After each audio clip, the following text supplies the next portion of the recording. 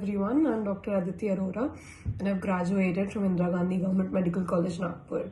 So my rank for NEET PG 2025 was 3158 and I have jumped from a rank of 31,000 in my previous attempt in 2024. So I just want to share, my journey and my strategies with every one of you so that at least some of you, would relate to it and it is helpful for you as well. So what I'll do is I'll divide this video into sections: my sources, the strategies I followed for MCQs, for GTs, the revisions, okay, my schedule, and some extra pointers from my side, whatever I've learned in these 2 years. So let's just start with the sources. My sole source, your base source, was BTR. And I just not that BTR, I have annotated over it and I have, added on to it so many number of times, the amount of GTs I've solved, the amount of MCQs, PYQs, everything and everywhere I found things important, I have annotated. Now, some of you might ask, how to actually filter out important information. So that comes with time and it will take time. Sometimes you might over annotate, sometimes you might under annotate, okay, but with time you'll understand how to really filter important information.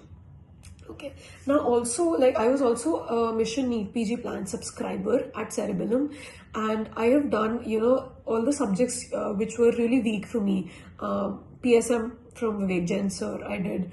I've done GRG sir, pharma, I've done ENT, surgery, anesthesia. The number of, everybody has their own weak subjects and that is something, I thought of doing extra from BTR. Apart from that, if I go to revisions, okay, that is something, I've really learned that there is nothing as such as, I'll do one revision in these 2 months, then the next revision I'll do in the next month, okay, that you will keep on forgetting, okay, everything is so volatile.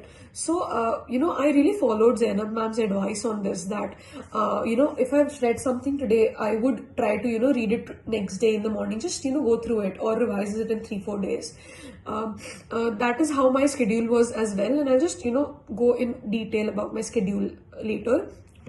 Okay, now what I was saying was that you cannot wait for all the 90 subjects to be over. You will forget what you've read, okay. And if I talk about my daily schedule, then it was always very balanced. I made sure that it was very balanced. I had 50% of the questions.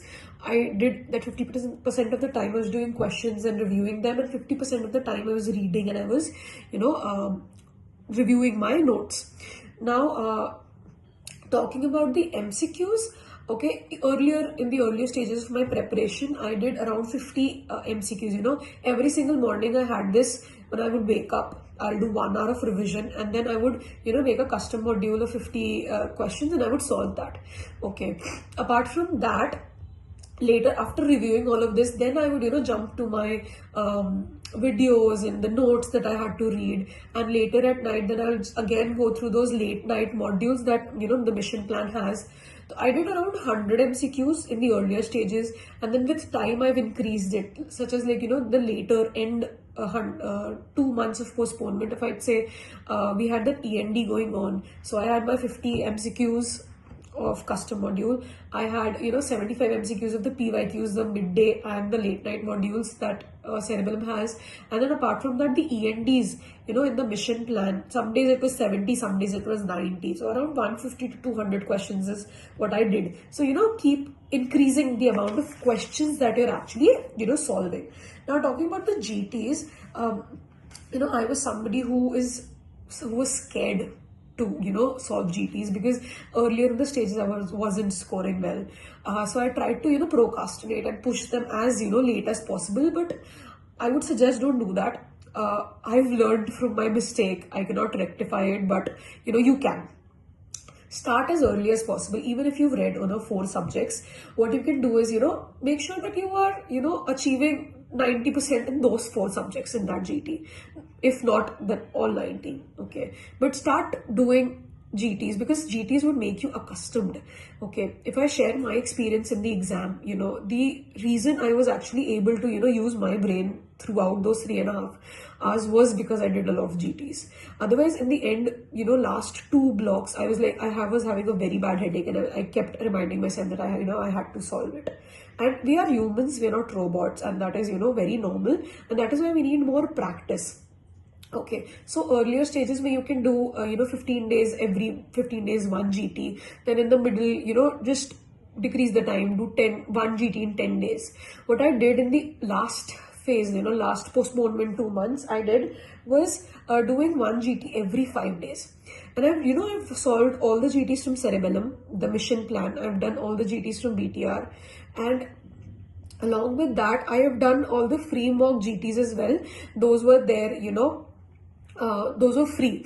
So it really helped me and made me accustomed as well.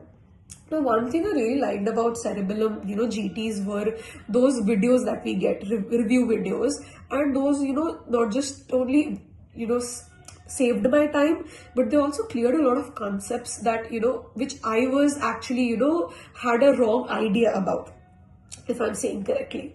Okay, then now, moving on to the next section, apart from the GTs, I also did those ENDs and the TNDs I mentioned. Okay, those ENDs and TNDs were things that really kept me on track, made me consistent.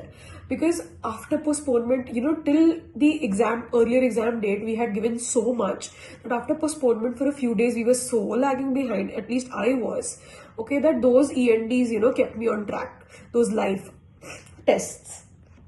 And see, being very honest, every day is not going to be the same. Okay, we're going to have consistency of, or I would say my motivation of 100 and 150%. Okay, some days it would be only 20-30, but what we have to do is to motor through and not to waste a single day. And see, everybody's going to have that. It is the same journey for everyone. We are all the same. Okay, what is going to help us is our hard work, our smart work especially, and the discipline and consistency. That is main. Okay, and there are a lot of things that I really learned during my journey. And this is just an exam. I mean, not more than your life, not more than your family, not more than your happiness. And everybody's gonna face hurdles. Okay, it is not just you, it is gonna be everybody, and it is going to be tough. I'm not gonna glorify it. Okay, it is going to be tough and it is going to be hard, but what is gonna help you is to power through it, be strong, stay tough. Okay, and these tough days will pass, they will. Okay, my only motivation during this journey was the dreams that my mother had, and I did this just for her. Okay, and you need to find your motivation and hold on to it. Every time you're getting demotivated, you're not losing hope, losing your light, or losing your motivation to do stuff, just bring that back, bring that motivation, that spark in you. No, I have to do this, I have to do this for her, I have to do this for him, I have to do this for my family, or I have to do this for myself. Everything is like, it is nobody else but you can do it, and believe that. And we're not alone in this journey. We have so many great mentors who are there to help us and guide us. Zainab ma'am especially was like my mother to me during this journey, and I'm really, really grateful to her for that. And just not her, the entire Cerebellum family. I'm so grateful.